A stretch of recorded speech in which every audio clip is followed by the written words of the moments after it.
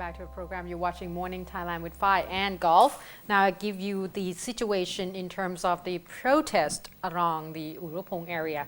Of course, we have reported before. Right now, just to give you in a nutshell, the protesters that used to be at the Lumpini Park, the anti-Thaksin regime and such, right now is different from the one at Uruphong area. Apparently in the Uruphong area is a little bit younger version. They call themselves Network of Students and People for Reform of Thailand. Mostly the vocational school students. And some white mask as well. You can see some of them there. Now apparently yesterday there has been a talk about several of the residents went into Payathai police station to file a complaint against the protesters themselves due to the fact that there are quite a bit of loud noises that ended up affecting the residents in the area, not only in terms of not able to get enough sleep or difficulties to get in and out, is also affect the businesses in the area as well. So yesterday there was a report that the residents along Pratajin Market went to the police station and filed complaints. At this point they say that 5 of the issues were raised. First one is that the fact that they are closing the traffic along the area is creating quite a bit of a nuisance for a lot of people to get in and out.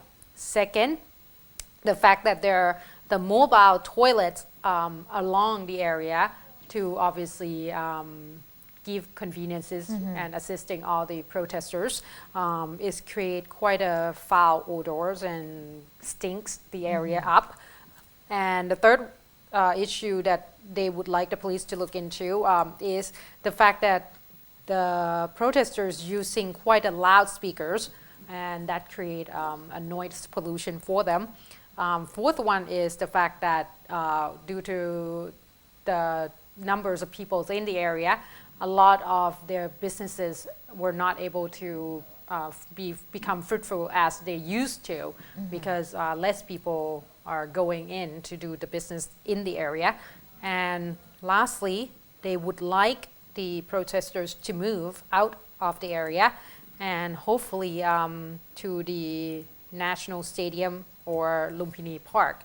However, of course, talking to Kun Uthai Yodmani, who is the leader of Network of Students and People for Reform of Thailand, he said that the demonstrators would move only if the intersection became unsafe. And that means that he actually said that the area along the government house is actually empty and they would be willing to move there.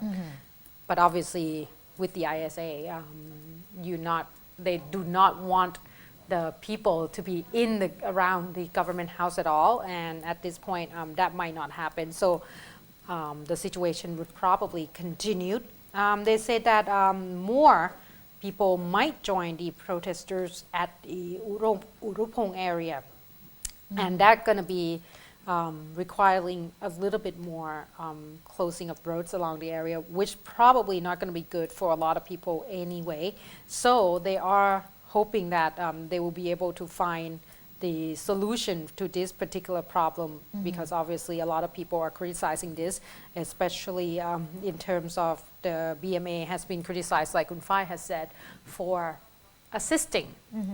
A lot of people claim that BMA has been more than assisting the protesters, providing them with the mobile toilets as well as the tents and such. So they thinking that it might be politically motivated and have some Democrat Party backing these people up. So at this point, I think that the protesting is becoming a little bit more intense. Yes. Because it might instigate quite a bit of a problem with the residents in the area. But the police will look into this particular incident and make sure that safety is provided for both parties. Yeah, and on top of that, yesterday representatives of the protesters have been to the court in Rachadapiset court filing a legal complaint against คุณนิวัฒน์ธรรมรงค์บุญทรงไพศาล the Deputy Prime Minister and also Police General อดุลแสงสิงแก้ว the National Police Chief for on the charges that they had announced the ISA last week because that they said is the violation of the constitutional rights of the people according to the democratic process. Right. Yeah.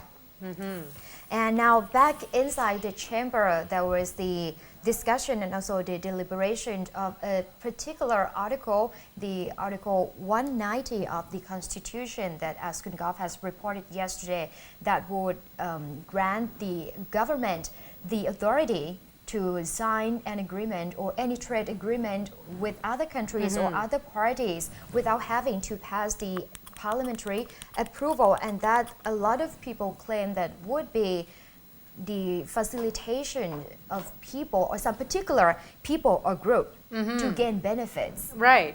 Well, because if less people is checking what you're doing, then that's a big loophole, and that's why people are very concerned because this is you're signing not on behalf of yourself, you're signing on behalf of the country. So and there's no check and balances system anymore. And they said that the opposition said that would be the violation of the legislature power. So yesterday, the talk is still going on the second day and also today as well. Even though Kun Phamprong Noparit said that it would end within one day. However, Kun Jurin Laksana Visit, the opposition chief whip, said that today the Democrat Party will the MP from the Democrat faction, around 30 of them will be speaking inside the parliament chamber and also around 20 senators.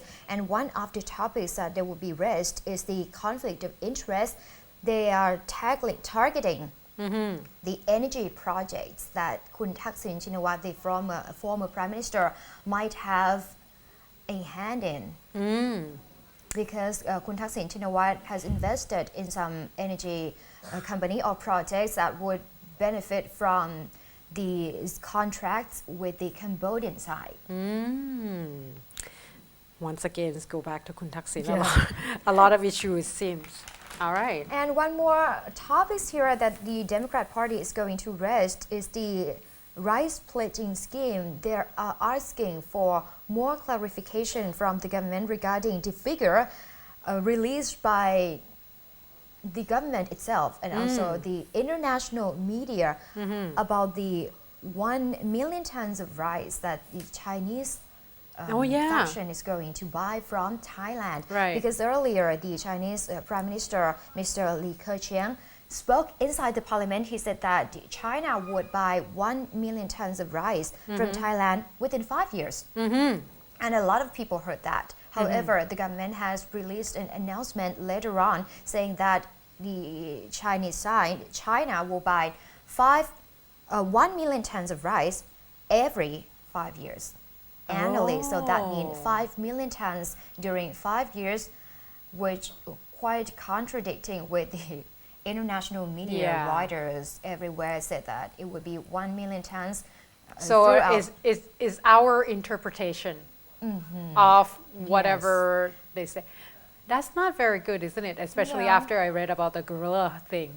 So there might be a little bit of problem in terms of communication here. Yeah, and earlier Kun Pridiyathorn Tewakul, the former finance minister, had talked about, he had held a seminar at Chulalongkorn University this week on Tuesday about the failure of the government from this particular rice pledging program. He said that during 2 years of this special project, the government had lost 425 billion baht.